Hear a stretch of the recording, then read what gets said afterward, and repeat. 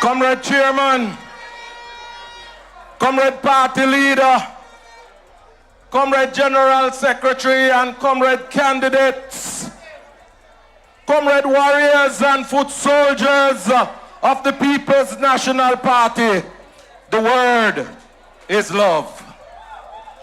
Comrades have traveled all the way from Kingston and come into St. Elizabeth, through Junction, through Southfield, and into Black River.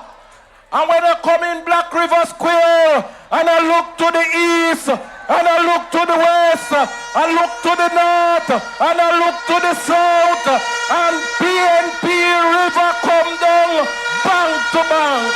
Turn up the thing, PNP. Turn up the thing, PNP. Turn up the thing, PNP. Turn up, turn up, turn up, turn up. If you want things to really get nice, now at the time to make it. And I want to tell Jamaica that tonight I come in to expect to see Black River, but when I come in at the square, it's a Range River that I encounter in a St. Elizabeth.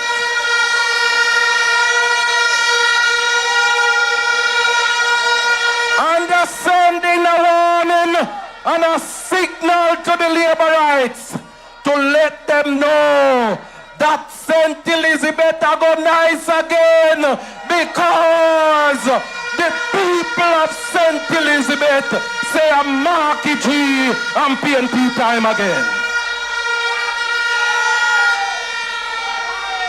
Comrades, as I stand here tonight, I am a perfect example of the mission and vision of Marky G and the People's National Party.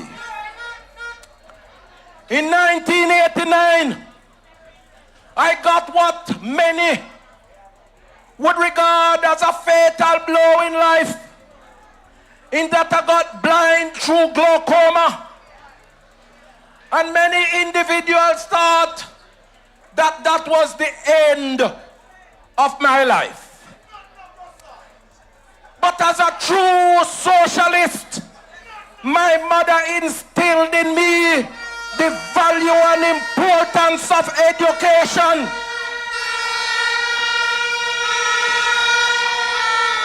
And so when blindness came, I packed my Dulcimina and went to Kingston, got my education at my co-evening college, went to the University of the West Indies, completed a first degree, then I completed my master's and completed a PhD, and now I'm a professor at the University of the West Indies.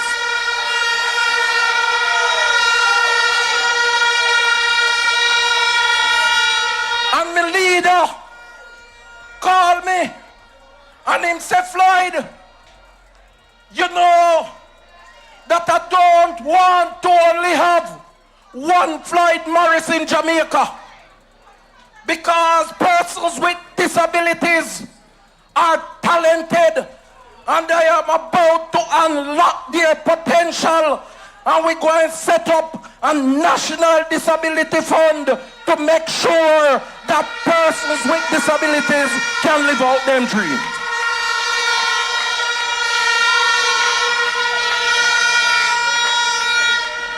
And as a man who grew up with persons with disabilities, Marky G, whose father, Sir John Golding, was a pioneer in advocating for persons with disabilities.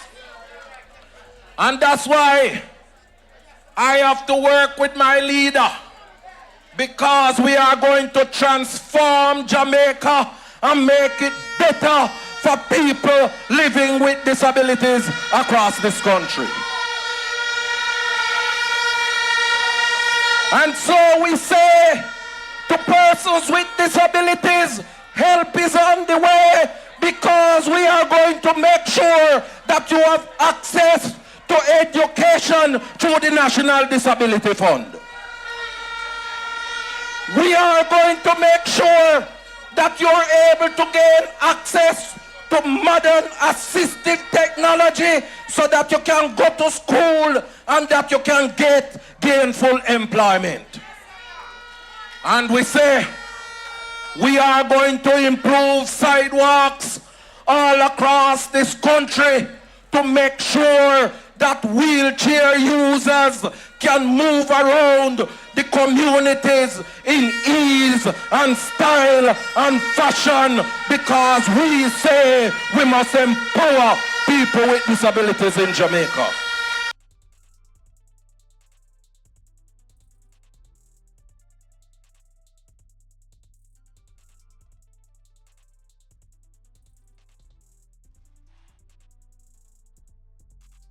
In ease and style and fashion, because we say we must empower people with disabilities in Jamaica.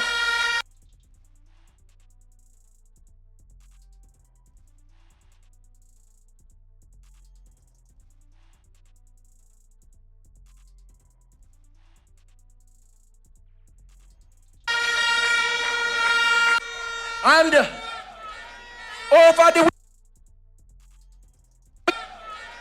over the weekend, I heard Mr. Uncertified saying that he might go build 60,000 houses in the next term. But I want to ask Mr. Uncertified tonight, what happened to the 70,000 houses that you promised to deliver to the Jamaican people?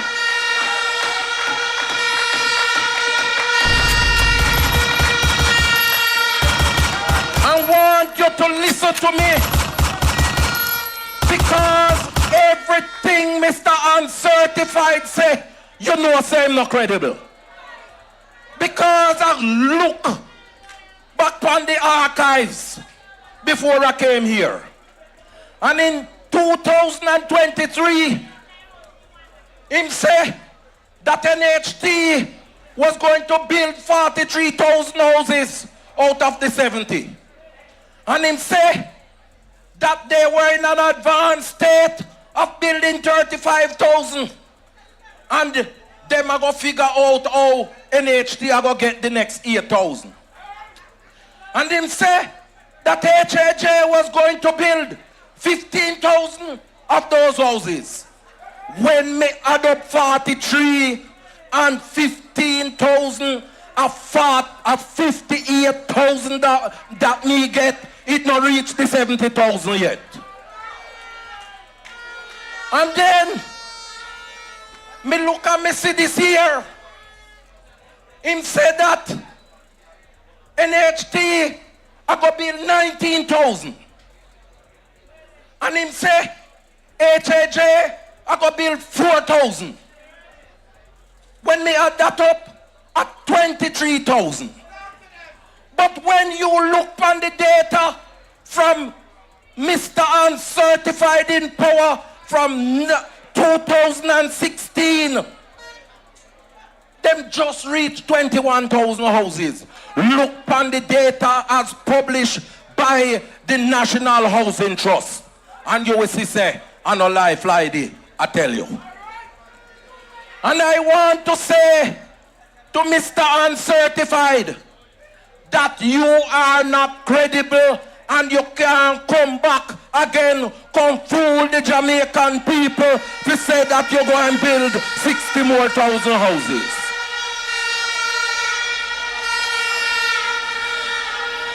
And I have to put my trust in a man, in a leader, who every time he put up his statutory declaration, he has been certified. That means say the man credible.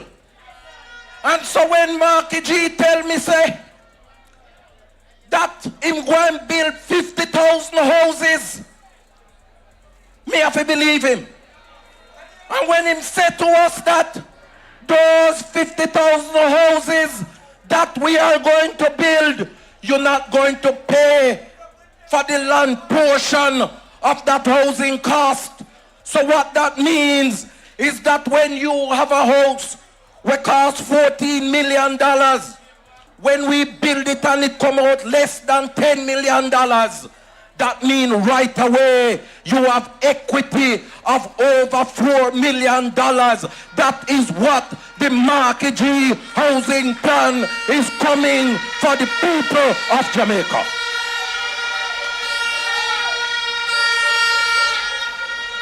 And when I look at the track record of Mr. Certified,